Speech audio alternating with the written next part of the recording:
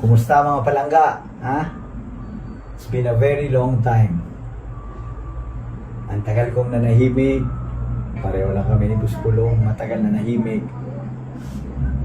Pero ngayon, pinipilit nyo kaming magsalita.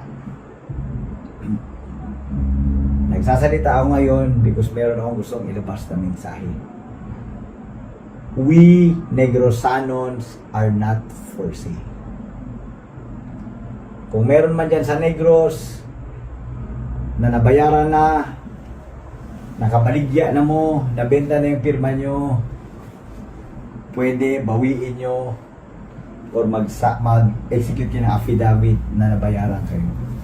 Huwag natin ibenta ang ating pirma para sa PI na para lang sa kanilang sariling kapakanan.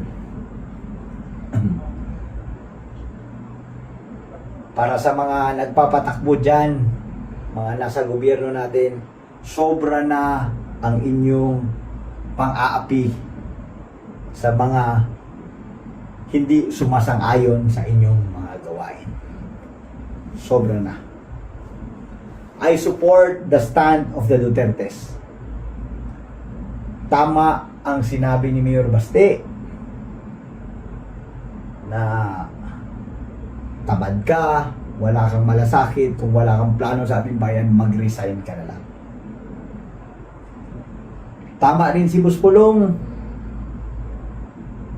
na tinitira siya. In-example niya pa ako. Balak yung gawin sa kanya yung ginawa niyo sa akin. Ewan ko lang kung kaya niyo. Siyempre ako, ordinaryong tao, si Buspulong ibang klaseng tao. Pero sobra na. Tama rin yung sinabi ni PRRD na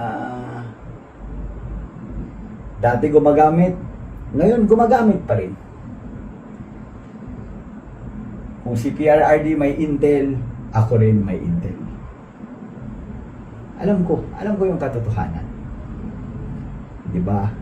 Naalala nyo, binanggit ko yung supplier si Bibot Nolan. Huwag natin kalimutan yun.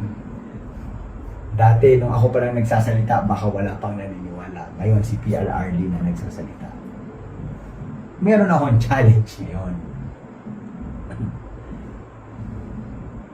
Sa mga congressman ngayon, or congressman dati, I challenge you, lalo na yung dating kumampi at sumipsip kay Pangulong PRRD. Magsalita nga kayo ngayon. Tama si PRRD o mali si PRRD? Wala kasing nagsasalita eh. Bakit parang kami lang dalawa ni Buspulong ang may tapang na magsalita? Ha? I challenge you. Oh, sige nga, magsalita kayo. Tingnan natin. Meron din akong matagal nang iniisip na tanong. Di ba kung may tao na may kasalanan or may nagawang kasalanan, nirereklamo natin sa pulis, nirereklamo natin sa barangay, nirereklamo natin sa korte.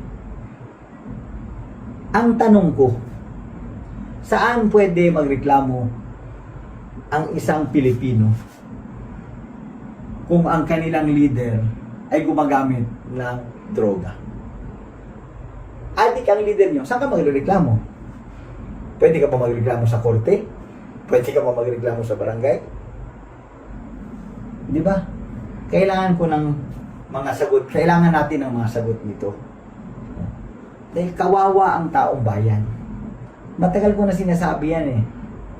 Kung ang nagpapatakbo ng ating bayan ay wala sa maganda at mabuting pag-iisip, dala ng droga, dala ng pagka-under the saya, mahirap yun. Mahirap yun. Sobrang kawawa ang mamayang Pilipino.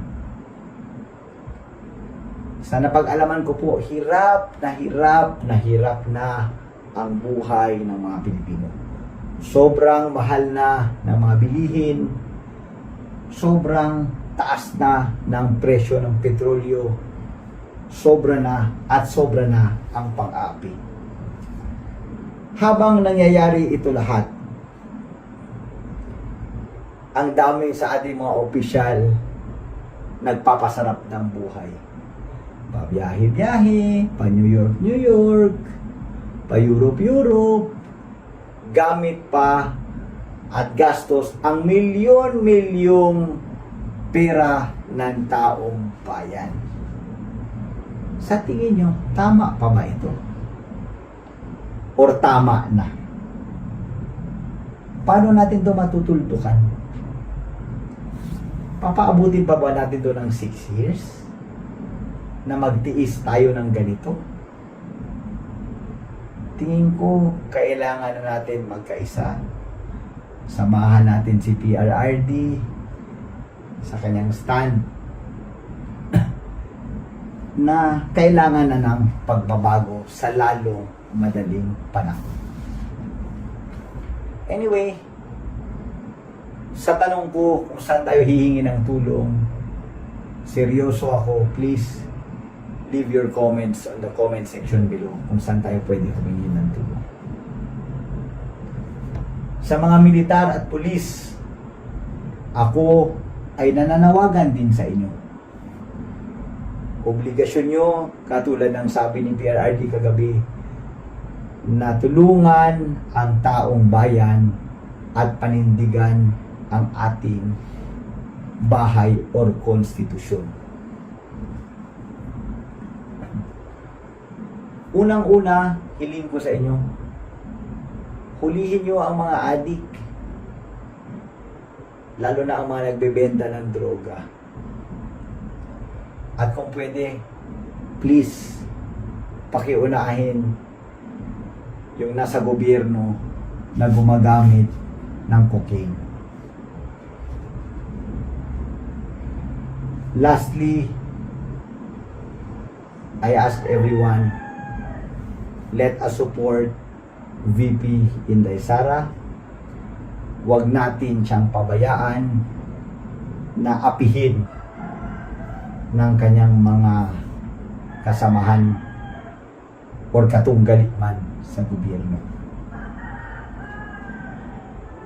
Si Inday Sara at si PRRD at ang kanilang pamilya ang isa sa mga pinakamalaking makakatulong na mabuhay ng maganda ulit ang bansang Pilipinas. Again, huwag natin pabayaan si VP Inday na apihin ng mga tambaluslos. Yun lang po. Ito po si Congressman Arnie Teves, nakikiusap sa inyong lahat. Hindi ito para sa akin, kung hindi para sa lahat ng Pilipino, lalo na sa ating mga kapatid na mahihirap. Maraming salamat.